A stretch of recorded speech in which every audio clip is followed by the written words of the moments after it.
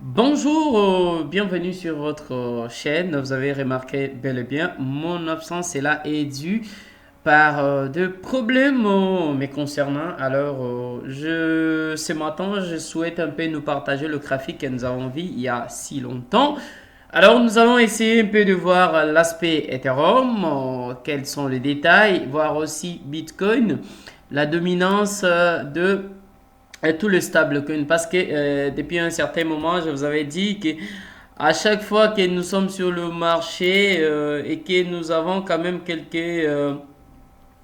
quelques signaux, excusez-moi, voilà. Nous avons par exemple ceci.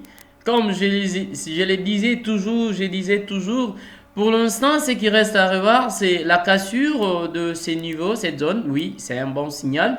Mais ce qu'il faut peut-être attendre, c'est la cassure de ces trains-là. Si on avait cette cassure, on allait se dire, bon, voilà, ça va descendre. Mais voyons aujourd'hui si le marché va peut-être rebondir à ces niveaux. Si rebondir au-dessus de la moyenne, c'est que le crypto vont continuer de cheater.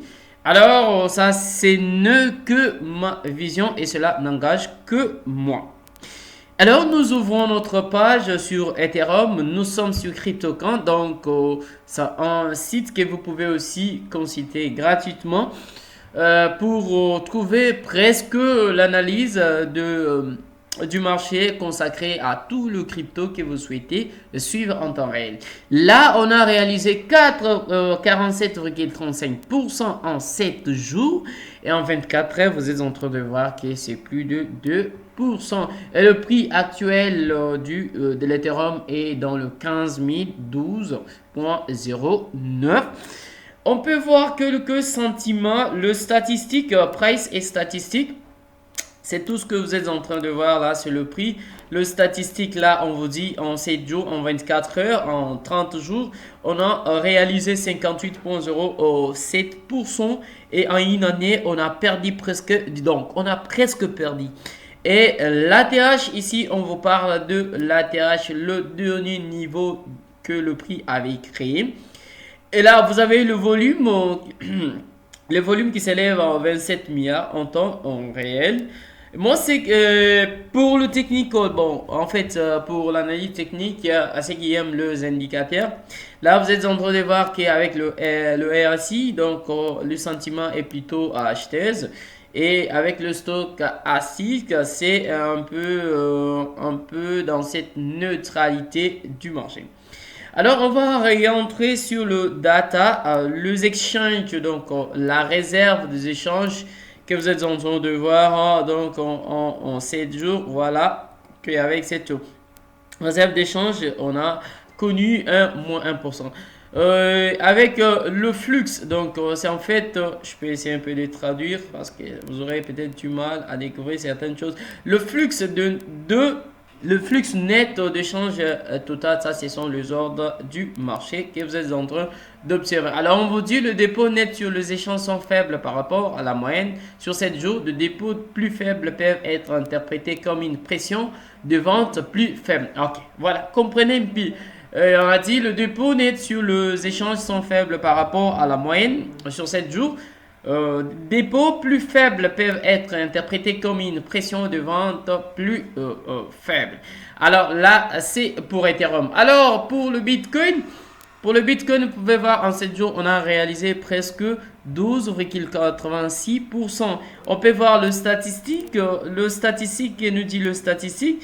Je crois en 7 jours, on a réalisé le 12% que vous avez vu. En 30 jours, on a fait le 18%. Et à une année, c'est 29% de perte. Et le prix actuel qui s'élève à 22 572 dollars. Alors, l'ATH qui est là à 67 000. Donc, ok, si vous vous rappelez, bel et bien. Les volumes, on est toujours, donc, le volume d'achat, je peux redescendre encore un peu. Voilà, le volume en 24 heures qui s'élève à 61 milliards d'achats. Et puis le pourcentage est là, juste devant vous.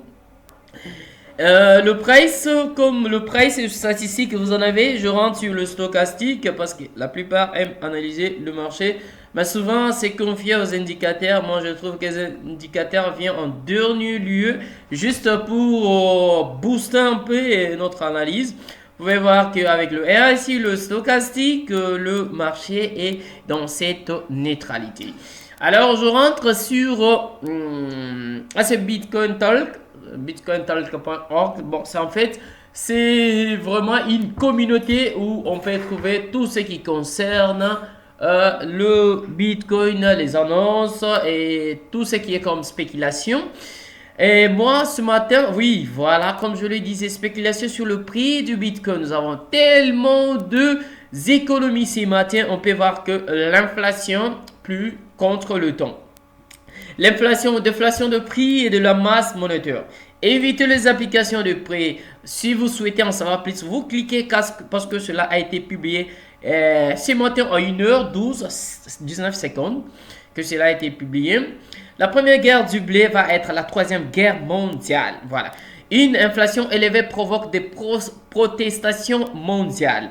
L'économie russe implose sur le déclin des exportations selon les économies. Ces principes de conception pour une monnaie numérique de banque centrale réussie. Bitcoin cours légal en République centrafricaine. La crise économique au Sri Lanka s'entrave. La peur du monopole du Bitcoin au Salvador. Devrions-nous adopter une politique sans monétaire?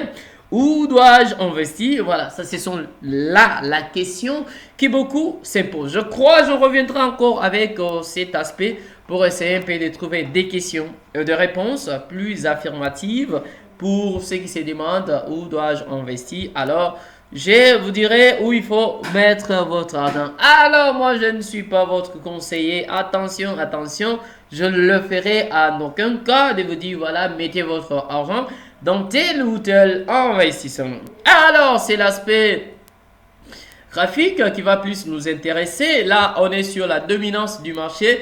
C'est en vie journalier. Vous pouvez voir la dominance de tout le stablecoin. Je dis bien USD, SDD, donc tout ce qui est comme stablecoin. Alors, vous pouvez voir qu'à chaque fois, quand ça drop, quand ça descend, et vous pouvez voir sur Bitcoin, ça fait quoi? Ça monte. Alors, c'est un peu pareil. Donc, quand ça descend, si j'avais vraiment assez de temps, j'allais vous montrer avec la comparaison que, voilà, je peux même le faire pour vous aider simplement. À moins que ma connexion soit un peu plus rapide, je crois. Ça bloque un peu, ça bloque un peu. Voilà, je vais ajouter une nouvelle échelle de prix. Voilà. Oh, qu'est-ce que je fais encore? Une nouvelle échelle de prix. Voilà. Ok, vous pouvez les constater. Permettez-moi de mettre un peu en bougie. Le style, je crois pas une droite, je prends le bougie. Ok, c'est bien beau. Alors, vous pouvez voir avec moi, nous sommes toujours dans cette vision du Bitcoin. Vous pouvez constater qu'à chaque fois, avec la dominance du marché de tous les stablecoins, quand on descend, on monte sur le Bitcoin. Et quand on descend sur Bitcoin, vous pouvez voir ici, quand on descend sur Bitcoin, qu'est-ce qui se passe? Vous pouvez voir, je vous prends encore le dessus pour essayer un peu de vous en dire encore un peu plus. Ok, voilà, là je suis là.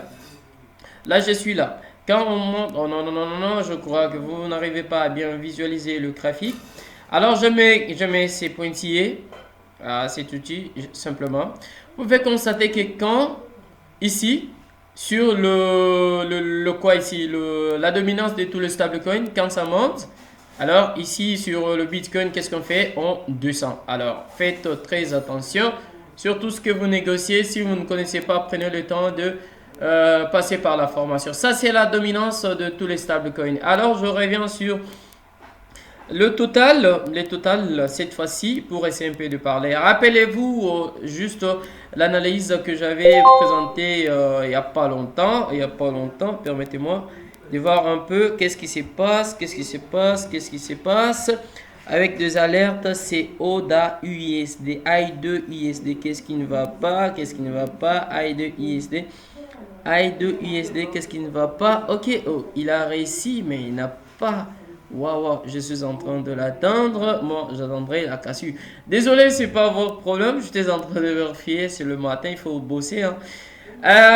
Sur la totale boursière, donc capitalisation boursière totale crypto. Donc, en 8 journées, j'avais parlé de ces niveaux, j'avais parlé qu'on est en train de matérialiser si on casse le niveau, la borne haute.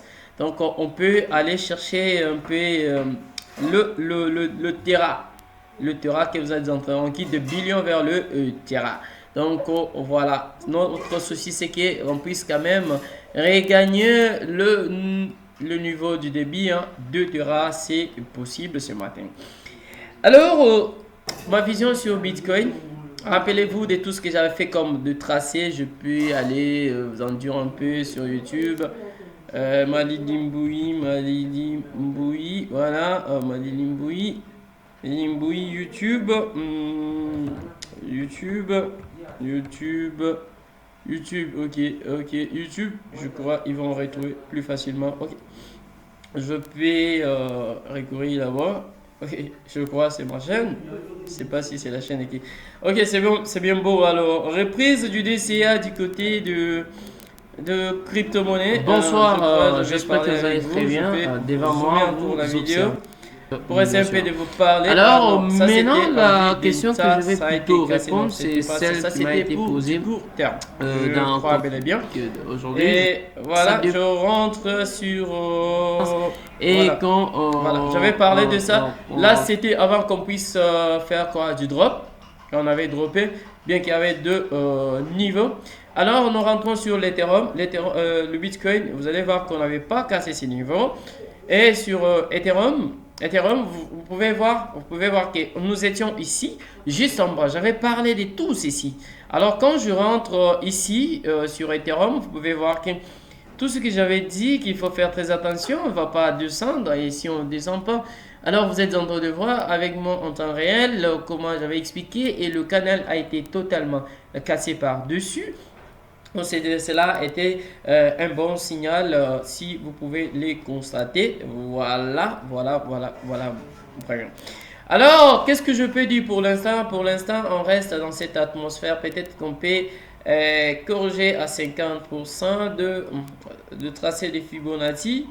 On peut faire une petite correction jusqu'à 13. Si tout va bien, jusqu'à 13, on peut attendre peut-être une correction avant de prendre encore l'envol.